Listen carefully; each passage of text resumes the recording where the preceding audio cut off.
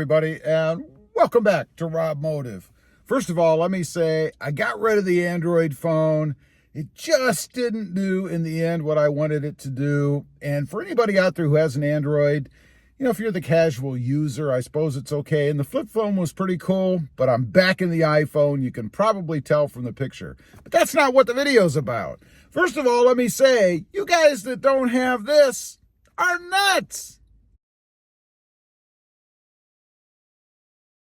Okay, so what is that? What am I talking about?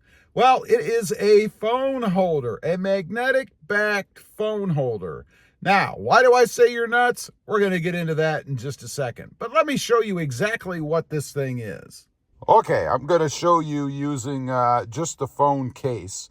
I have a magnet, not a magnet. I have a piece of metal on the back of it. That's what this is. It's just a piece of metal, because that is magnetic. And I actually have two of them. I'll tell you why in a second. But the reason I love this is because when the phone is in the case, I do that. And that magnet is strong. It's so strong that it actually pulled my metal piece off. So I'm going to have to probably put some double-sided tape back here. And it's really because the case I'm using is one of these silicone cases, and they're a bit more slippery, if you will. It's kind of like using Teflon. But anyway, I just slap the phone up there like that, and I am golden. And I am convinced there's nowhere that you can go, and I'm talking about off-roading, a really bumpy road or whatever, where that thing is going to fall off. It is sticky as far as the magnet goes. Now, I did just mention that the metal plate came off. That's probably because I haven't given it long enough time to really cure back there. I've never had any trouble with any of my other ones. Okay, I've got it back up there, and I am confident that the adhesive is not going to give way. But anyway, it is awesome. And the reason I say you're nuts is because I know a lot of people buy those other holders out there, the kind that go in your vents, or you have to drill a hole in your dash, or they have adhesive on the other side, but they're still one of those squeeze type holders or whatever that you got to stick the phone in to hold it in. They're junk. I've had them all.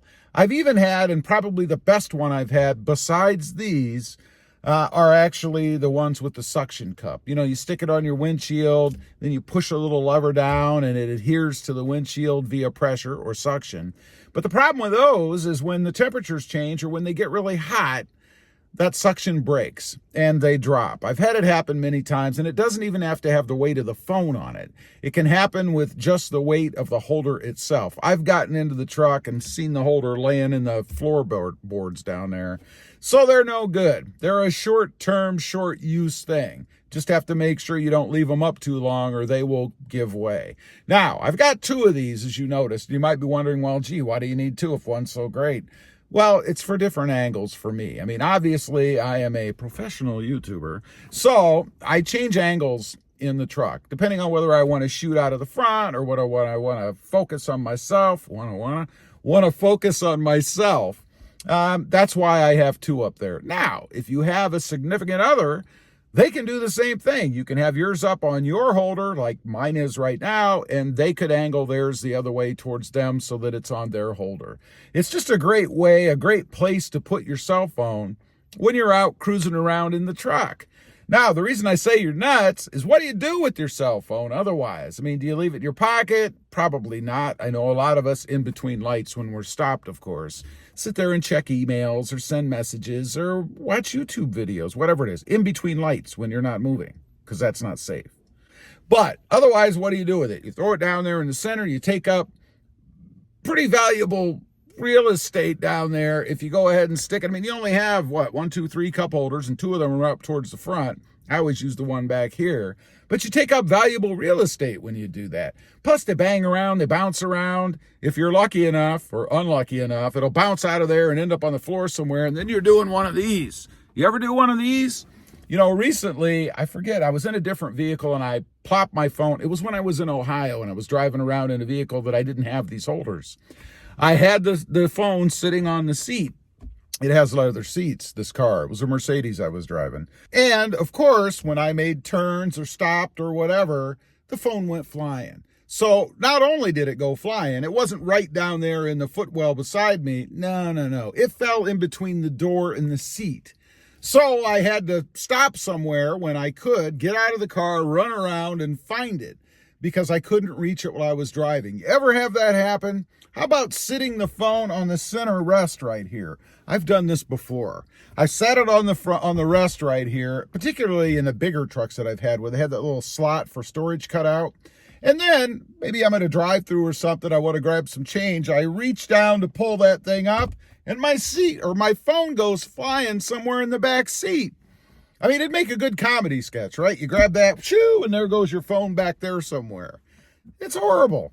So that's why, at least in the Tacoma with this setup, I think it's awesome. And there's a few videos on the channel about how I set it up, what I'm using, that kind of stuff. So I'm not going to run through all of the guts of it or anything, but it's basically a rail mount system. It's a dash multi-mount, I think they call it, a DMM or something like that, where you have a little rail that does screw in behind the lip. And I'll show you here. Let me see if I can get the phone off of here. There we go. That's how strong it is. Behind the lip right here. You can see it down here, hopefully. You can't see it when you're sitting in front, like right here. If you look, you can't see that rail back there. It does screw down, and that's part of the quality or the reliability of this solution because it is screwed in. You could take off the mounts and leave it there, and that's what I would recommend if you ever get rid of the truck. Maybe you're going to replace it with a new Tacoma, just get a whole new system, because it covers it up. You could take it out. Nobody would ever see the holes that are back there. So I didn't have a big problem doing this particular mod because I knew everything would be hidden back there and I wouldn't have any issues as far as that goes. So anyway, I just wanted to get on here, since I've got the new iPhone, this is the 14 Pro Max or something, back in the iPhone. I thought I'd do a video in the truck since I just put this adhesive back thing on there, which, as you know, didn't hold too well in the beginning. But I thought I'd get in, and when I looked at my setup, I thought, man, people are just nuts that don't have this. How can you not have this if you have a Toyota Tacoma?